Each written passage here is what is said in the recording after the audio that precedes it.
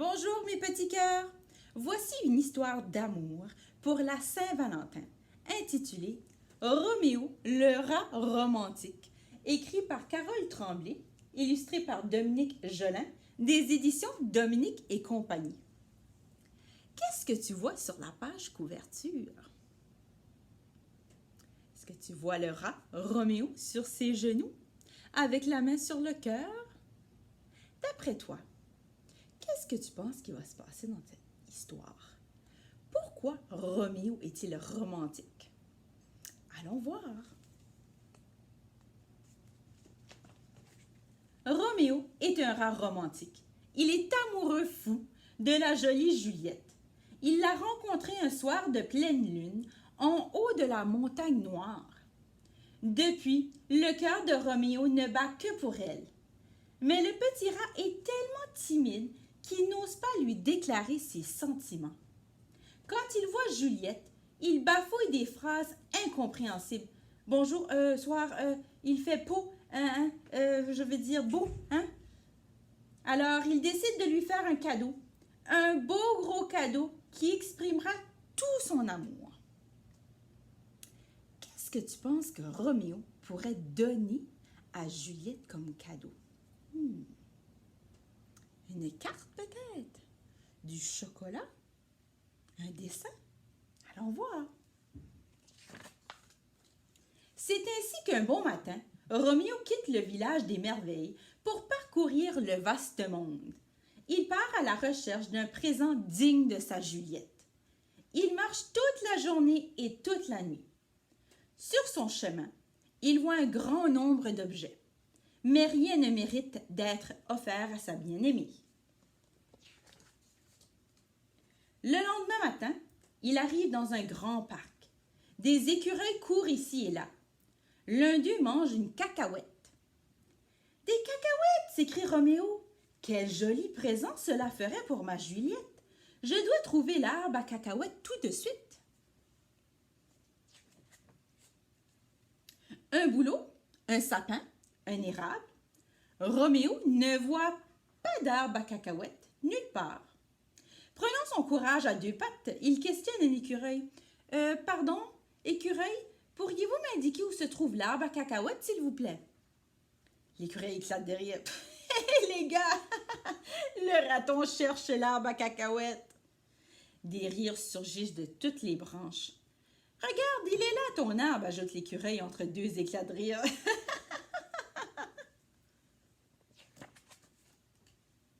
Roméo se retourne et ouvre de grands yeux étonnés. Une petite fille lance des cacahuètes à un écureuil qui se tient devant elle. « C'est elle, l'arbre à cacahuètes, » annonce l'écureuil. « Si tu en veux, va-t'en chercher comme les autres. »« Merci, monsieur, vous êtes bien gentil, » répond le rat romantique, qui est aussi un rat très poli. Roméo se cache derrière un arbre et observe les écureuils. Ça n'a pas l'air très compliqué. Il suffit d'avancer vers la petite fille, de s'asseoir, de relever les pattes de devant et d'attendre le petit rat décide de tenter sa chance. Roméo trottine jusqu'à la fillette, plie ses courtes pattes et pose son derrière dans l'herbe. Mais la position n'est pas très confortable pour un rat, et le voilà qui tombe à la renverse. Des rires fusent dans les feuillages des grands arbres. La petite fille regarde Roméo un instant, puis elle se met à crier. « Maman, viens voir! Il y a un écureuil très bizarre! » Pendant que la maman approche, Roméo tente à nouveau de se tenir comme un écureuil. Il affiche son plus beau et son plus charmant sourire. Dès qu'elle l'aperçoit, la maman hurle à plein poumon. « Un rat! Au secours, un rat! » Roméo se relève décontenancé. La maman prend la petite fille dans ses bras sans quitter Roméo des yeux. « Va-t'en, sale bête, va-t'en » s'écrie-t-elle. Piteux, Roméo court se cacher derrière un arbre. Il a le cœur gros. Il pense abandonner sa course aux cacahuètes. Mais le souvenir du sourire de Juliette lui redonne du courage. C'est alors que Roméo a une idée. Il va se déguiser en écureuil. Porté par son grand amour, le petit rat entre dans une buanderie. Une buanderie, c'est un endroit où on va faire la lessive, le lavage. Un tour de laveuse pour le shampoing et un tour de sécheuse pour la mise en pli. Voilà Roméo qui ressort tout ébouriffé. Avec un morceau de charbon, il se noircit les yeux. Cela lui donne un regard plus doux et plus mystérieux. Il frise ensuite ses moustaches, puis il plie ses oreilles pour qu'elles paraissent plus petites. La queue maintenant. Il essaie d'en confectionner une avec des journaux déchirés, mais le résultat n'est pas terrible. Avec des feuilles et de l'herbe non plus. Roméo fouille dans les poubelles du quartier avant de se trouver ce qu'il faut. Une vieille guirlande de Noël. Il court se regarder dans une vitrine. Ah, c'est parfait! La petite fille et sa maman ne pourront jamais le reconnaître. Elles lui donneront des cacahuètes et sa bien-aimée aura son cadeau. Le cœur joyeux, Roméo bondit jusqu'au parc. Pour faire plus vrai, il décide de grimper à un arbre. Hélas, il n'est pas aussi agile qu'un véritable écureuil. Oups! Il manque la branche et paf! Il s'écrase brutalement sur le sol. Le choc est si terrible que Roméo croit que le nombril va lui sortir par les yeux. « Mais qu'est-ce que c'est que cette mascarade ?» s'écrie Aristide, le chef des écureuils. Son ton est tellement menaçant que Roméo n'ose pas bouger. Il reste étendu à plat ventre dans l'herbe, tout tremblant. « Allez, réponds le rat. Que fais-tu dans notre parc déguisé en sapin de Noël? Tu prépares une attaque? » En 3 bonds, Aristide est sur lui et le secoue comme une vieille chaussette. « Allez, à vous! »« Ah non, monsieur l'écureuil, murmure Roméo, je veux aucun mal, je voulais simplement des cacahuètes pour Juliette, la rate de mes rêves. » « Des cacahuètes? Pour quoi faire? » demande Aristide. « Je voulais lui offrir un cadeau pour lui prouver mon amour, » explique Roméo. « Hélas, je n'ai pas réussi. » Et le pauvre petit rat se met à pleurer à chaudes larmes. Son maquillage coule lentement le long de ses joues. Une de ses oreilles se décolle.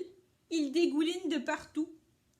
Le chef des écureuils lui tapote doucement le museau. « Allons, allons, il ne faut pas pleurer pour ça. Tiens, je vais t'en donner, moi, des cacahuètes. J'en ai plein à la maison. Tu pourras les offrir à ta belle. »« Vous feriez ça pour moi? » demande Roméo tout excité. « Je ne le fais pas pour toi.